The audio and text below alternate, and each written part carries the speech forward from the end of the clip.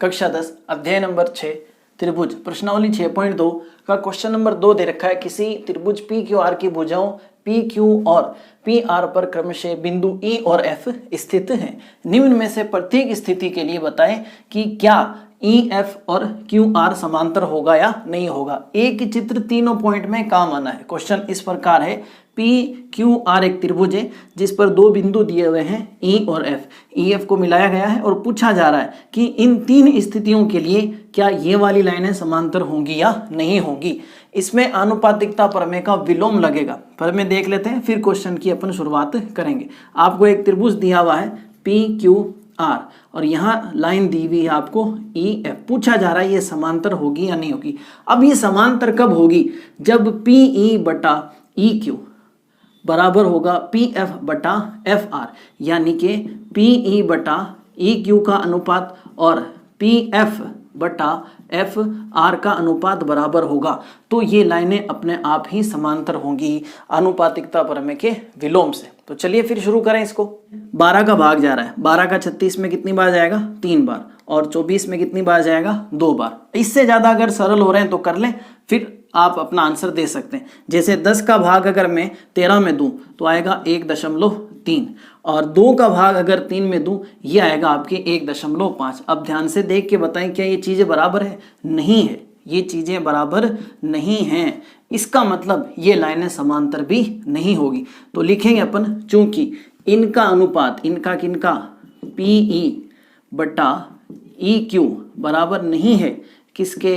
P F बटा F R के। ये अनुपात बराबर नहीं है, इसलिए ई एफ व क्यू आर समांतर नहीं है, समांतर नहीं है। ठीक है, ये आपके पहला भाग हो गया। सिंपल सा क्वेश्चन है, आपका अनुपात लेना है, चेक करना है, दोनों बराबर आए तो समांतर कह देना, दोनों अलग अलग आए तो मना कर देना है कि समांतर नहीं है। इसी तरह दूसरा भाग करते हैं ताकि चीज़ें और ज़्यादा क्लियर हों। पहले भाग के लिए देखें, हमें तो ये देखना है कि पी ई बटा ई क्यू का अनुपात बराबर है पी एफ बटा एफ आर के। अगर ऐसा है तो लाइनें समांतर होंगी। कौन कौन सा अनुपात चाहिए? पी ई बटा ई क्यू।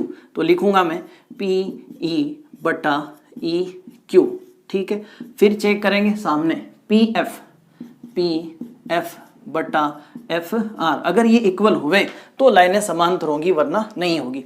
इस लाइन में ढूंढे आप पी ई की वैल्यू कितनी है? ये रही 3.9 और ई क्यू का मान कितना दे रखा है आपको? 3। ठीक है, इसी तरह पी एफ की वैल्यू है 3.6 और एफ आर का मान है 2.4।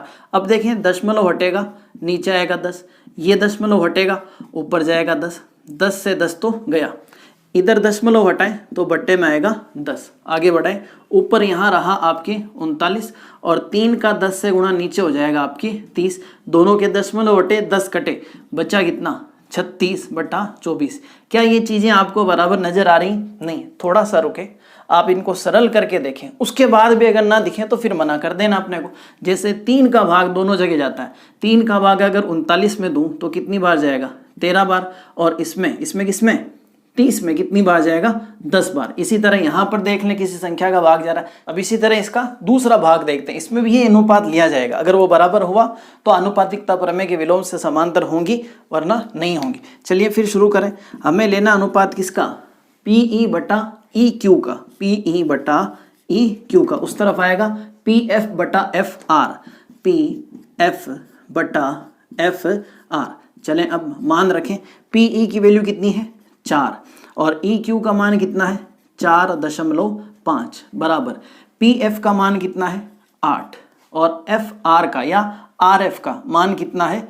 9, 8/9। अब देखते हैं, अगर ये बराबर हुआ तो रेखाएं समांतर होंगी, वरना नहीं होगी। इसका दशमलव हटाता हूं मैं तो ऊपर जाएगा 10, 4 का 10 से गुणा करेंगे तो कितना आ जाएगा? 40 और बटे में है 45, बराबर में है 8/9। अब देखें, ये संख्या अपने आप में सरल है, केवल इनको सरल करके देखना है। अब इसमें देखें किसका भाग जा रहा है? इसमें जा रहा है 5 का भाग।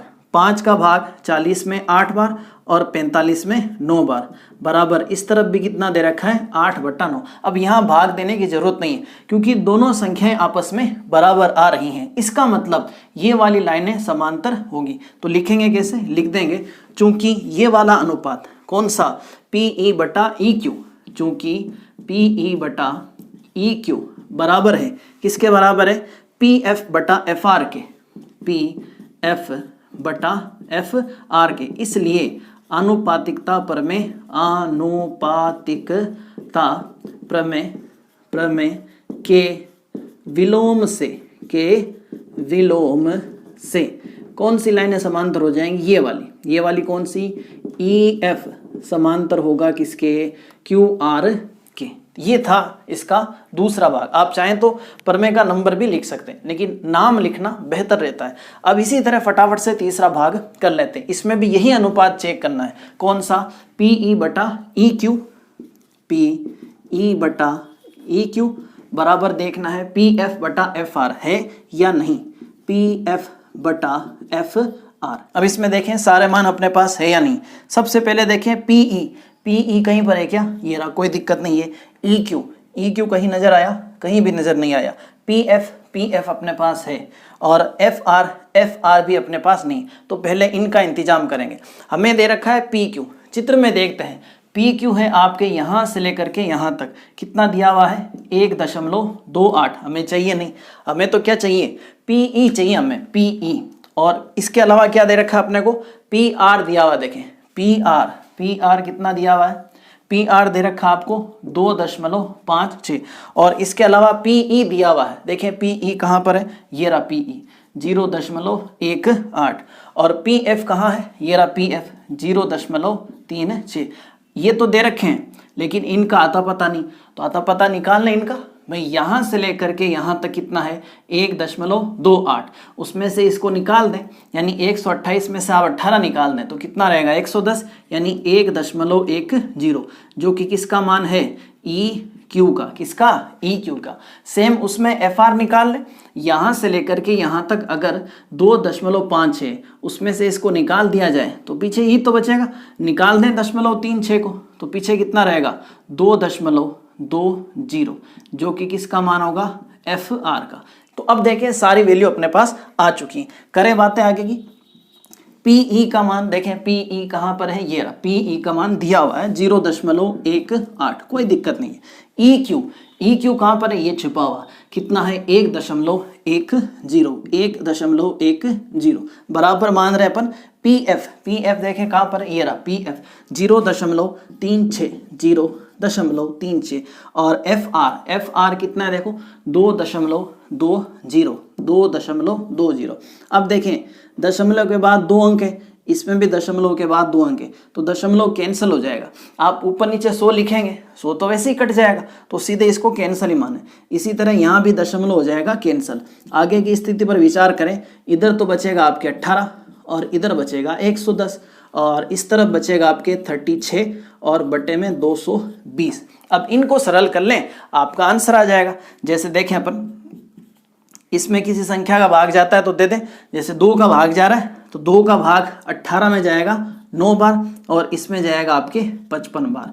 इसमें देखें 2 का भी जा रहा है, 4 का भी जा रहा है, तो क्यों ना 4 का दिया जाए ताकि काम जल्दी हो।